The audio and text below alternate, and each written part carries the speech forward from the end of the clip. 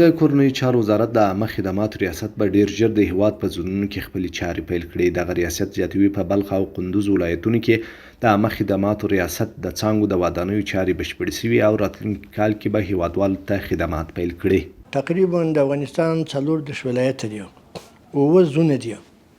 نو په اول قدم کې د مشرانو په هدایت باندې چې د پروسه تیر کال شروع شوې ده، شپږو زونونو کې د خدمات عامه د تعمیر په هکله مجلسونه شوي دي چې 2 زونه عملا د هغې کار په تکمیلیدو دی،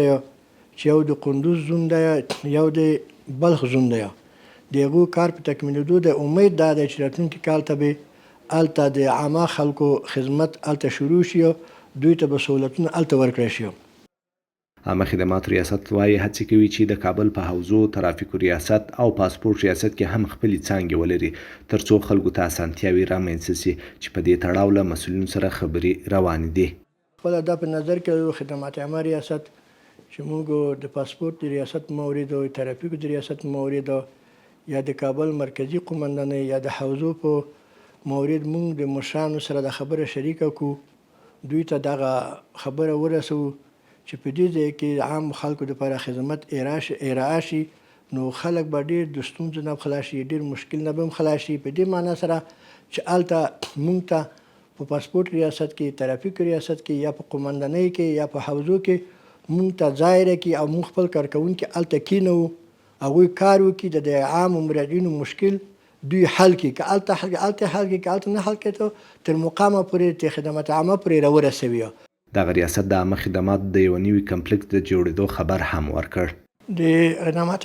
خدمات عامه د ریاست په نوم کوم کمپلیکس چې هغه د تعمیراتو لخوا نه هغه ډیزاین شوی دی، ډیزاین مکمل دی، چې په دې مورد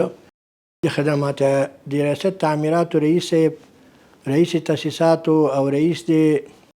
حفظ مراقبت هغه ناستو. مونږ مو د تعمیراتو مهندس سره مونږ مجلس وکړو، خبره مو سره شریکه کړه، د کوم ډیزاین چې دوی جوړ کړی دی چې آینده کال دپاره دوی په خپل پروګرام کې هغه ونیسي، هغه بودیجه د هغې دپاره منظوره شي. د عامه خدماتو ریاست خلکو ته ډاډ ورکوي چې پرته له ځنډه به یې کارونه خلاصیږي. انشاءالله مونږ عام مراجعینو ته چې دلته راځي مونږ کوشش کوو چې د دوی مشکل ډېر زر حل کړو،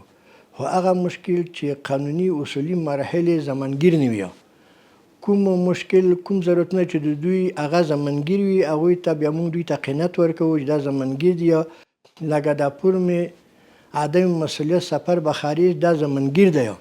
چې دا موږ سره مربوطه ادارې د یاکو څو وارې مجلس کړی دی چې په دې مورد تاسو هم کوشش وکړئ، موږ کوشش وکړو چې دا په ورځ کې نه خلاصیږي او دا 23 ساعته وخت غواړي، ځکه هلته دا 3 کشفو ارګانو ته د یاک نه بغیر نورو ته ځي، هغوی د نظر نه تیریږي، بیا هلته لیکي چې د سړی مجرم نه دی، څه مسؤلیت نه لري. او عام مراجعینو موږ کوشش کوو چې دوی په 2 ساعتو کې، 3 ساعتو کې او په 1 ساعت کې هم کوشش کوو چې د دوی مشکل حل کړو، دوی ته خپل اسناد په لاس ورکړو.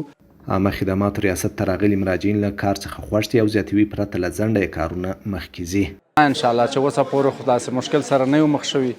نو بس دا اوس یو 2-3 دقیقې کېږي چې راغلي وو، نو بس دا بیروبار لږ ډېر دی، نور ښه نظم دی، مطلب خلک ناست دي، بس کار یې په ترتیب خلاصیږي. دیگه ما اینجا از خاطر فرم عدم مسئولیت خود آمدیم، یک سفر داشتیم به چین، از اون خاطر فرم عدم مسئولیت نیاز بود. امروز که از روز دوم ماست آمدیم، الحمدلله اینجا که سیستما بیایش میبینیم هر بخش که از منظم است و استپ بای استپ که از قدم به قدم ما پیش میریم.